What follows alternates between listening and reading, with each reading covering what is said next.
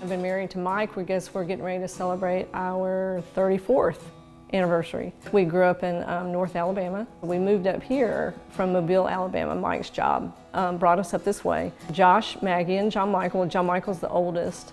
Josh is in the middle. And then Maggie's our youngest. Josh, when he was in high school, he did mission trips. I know he went to Thailand with the church. He went to the Maldives Islands for 10 weeks. When he came back from those trips, I always asked him, Josh is not a real talker to his parents, so when he would come back, I got to where I'd ask him the same question every time, and then I knew I'd get the other information later. I would say, what is the one thing that stuck out to you about the trip? And he always said the people. He just loved being a part of people's lives and serving. He just always had a dream to serve the unserved. He even told me at one point, he said, I'm going to go into the military. I'm like, that's fine. He went on to attend the U of A when he got out of college. He went straight into the military. He wanted to do special ops. So he got into the end of his first phase, which is marked by a period called Hell Week. And he was injured. On that Tuesday, we got a call and that he had dropped out. And we knew that was going to be very, very hard on him because he wanted that so bad. The summer of 2016, he kind of said, Mom, I'm thinking about moving to Buena Vista, Colorado. As long as you can support yourself, get a job, that's fine, great, it's fine. Buena Vista was a town that we knew well because when Mike used to work for Young Life, and we took kids from Alabama up into that area skiing every year. And then we did some summer assignments at two Young Life camps that are in that area. So that was not a strange place for us. And it felt very safe because we were very familiar with that area. So he found a couple of part-time jobs and found a roommate, and off he went. September 27th was a Tuesday. Just a normal day at school until I get, my principal calls me and says, will you come down to the office during your break? And it's just, I don't know, you never lose that little kid feeling like, ooh, I'm in trouble, I'm going to the principal's office. So I walked down there and they kind of ushered me into a room. When I saw Mike sitting there, I knew something was wrong. I just didn't know what it was. So Mike looked at me and he just said, I got a call from Memorial Hospital in Colorado Springs. He said, Josh has been in a bad accident and he is unresponsive. So at that point, I just looked at Mike, I said, let's go.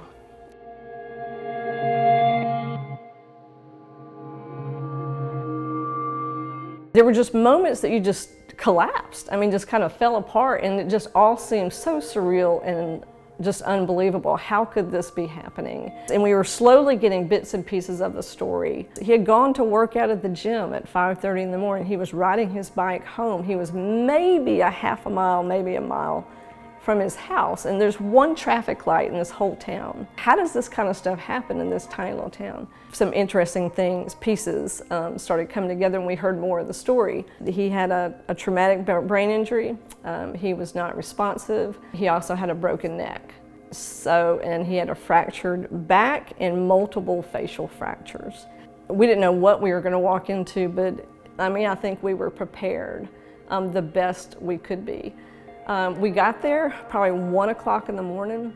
First, when we found out he was listed as some anonymous, Paramount Doe, and that most of the time when people are in the ICU, they're identified by a patient number, in room number, whatever it is. There was a floor full of people that knew him. People were there with him, and they had stayed with him all day long, or they had stayed in the hospital just praying for him and spreading the word. When we walked in, the first people we saw were old dear friends of Josh's and ours from Mobile, Alabama. They were vacationing in the area and saw it on social media and came to the hospital. So to have people that you knew that closely and dearly be the first people that you saw was like, Lord, you've got this. He was in the hospital in Colorado Springs for a month. I've always never understood when you've read about or heard about intercessory prayer. And I never really understood that. So when we first get to Colorado Springs and on our way to Colorado Springs, I was so, and not that I didn't know what to pray, but it was just like, there was an emotion, there was something. It wasn't empty, it was just like, I don't even know how to get it out of my mouth. That's when I felt like, oh, so this is what is going on. But when we got to the hospital, and the first couple of days, I started, Lord, I lift my son up to you. I felt like there were a million voices in my head. And they were every mother out there screaming, what about my child? What about my child?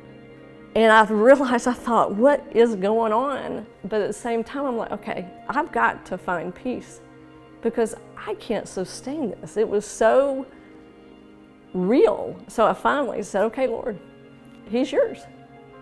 You gave him to me to raise. I love him. But if you're going to take him, I release him to you. I ask you, if you're going to leave him with me, that you would not leave him like this. Hardest thing is projecting yourself. 5 minutes, like people would say, what are you going to do for dinner? Like, are you kidding me? I mean, then we got to where we could not even think 5 minutes ahead.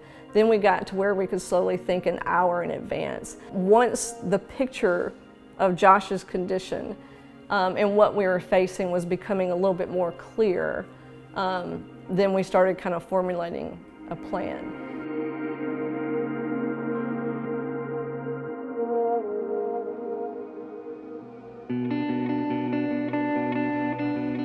He never had any brain swelling.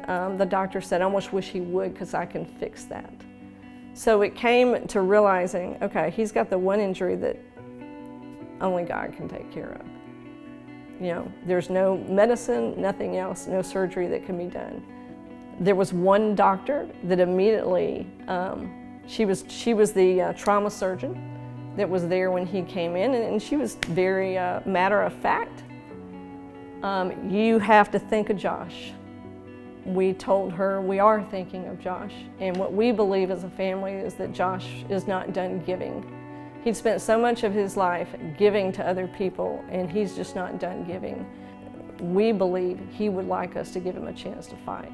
When you sit in those meetings like that, you realize that that conversation without them saying it is a really, do you want us to pull the plug? We realized this is huge. We're in this for a very long haul, and we need everybody that walks into this room to see Josh as a person and not a patient. I think my sister and Kelsey, our daughter-in-law, and our other daughter, everybody just kind of jumped in, and they were getting just text messages like crazy. And they said, Josh has got to know how these messages are coming. We can't lose all this. So they went out and got these brightly colored sticky notes and just started recording all those. They took their phones and they printed pictures of Josh and friends and activities and places he had been. And our goal was to plaster that hospital room with those memories. Because we knew that if each person, every nurse, every doctor that walked in would have to notice that. Once he left Colorado Springs, he was air ambulanced to San Antonio, Texas. In San Antonio, there's a VA hospital, and the VA hospital has a center called the Polytrauma. So there's 5 of them in the country, so they were equipped to handle their specialty as spinal cord injuries and traumatic brain injuries.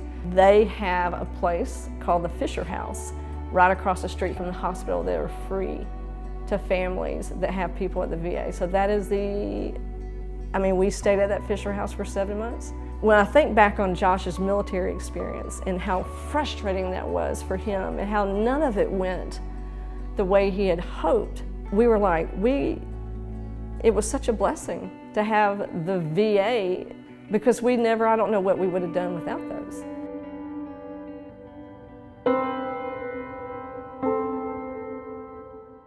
Then there were things that began to come out, a lot of people will call them God whispers or God winks that happened along the way.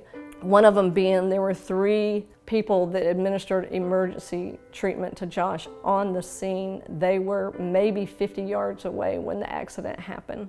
One of them was a property manager for Young Life, so he was familiar with having first aid experience. One of them was a pharmacist from Buena Vista, and the other one was a special ops medic. All these things came out later, just kind of affirming the decision in the process that, Lord, we believe you want Josh to survive this. We believe you want him to keep giving. What that looks like now may be very different. We have to just lean into you. We know that you immediately gave us three things. One of them was a word, was gratitude. One of them was a verse, Ephesians 3:20, and just paraphrase, it's He alone is able. And the other one was God's got this. Now we had to learn along the process and continue to learn kind of what all that looked like.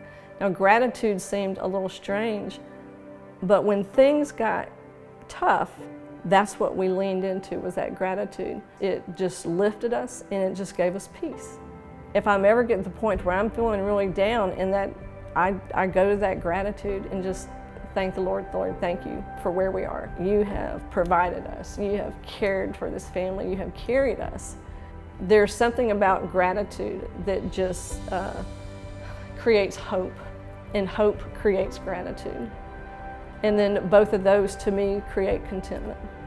So it just all goes together. So to me, without learning how to truly release Josh, to release the situation and go to that place of gratitude, and I do have my moments, I'm like, I don't want to be in here. I want to be back to that place of gratitude, because that is my salvation, that is my hope, and that is where the contentment comes through, because God has provided a way for us to deal with all this stuff.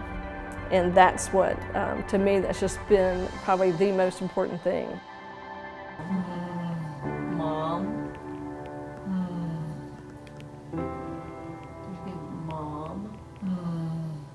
Not being able to talk is really, really hard, but I want everybody to know I'm going to be fine. And he has said that all along. He has not once complained. He says, I hate my injury, I hate this accident. He knows he's going to be fine. And he'll tell you that I'm going to be fine. So his drive back to that stubborn kid has served him very well at this point, because hope, everybody tells us hope does incredible things. And hope looks very different. Hope just stands out. And when you're hopeful and you have that heart of gratitude, then it's contagious, and it's contagious to the people that are around and who they're serving Josh. Knowing that God He's equipped for you to handle this. You just have to draw on that. And when you're not drawing on it, it becomes evident. So for me, the biggest change in my faith is just the feeling of gratitude, just loving on each other, letting the little things go. You're keeping your faith in check as far as when are you weak, what's causing you to be weak. It is very different when you get to where in your prayer life you can just focus on gratitude instead of I've got my list of things that I'm kind of wanting or hoping happening or hoping, it just seems to transform you. It just takes you to a very different place in your faith when you focus on just being thankful.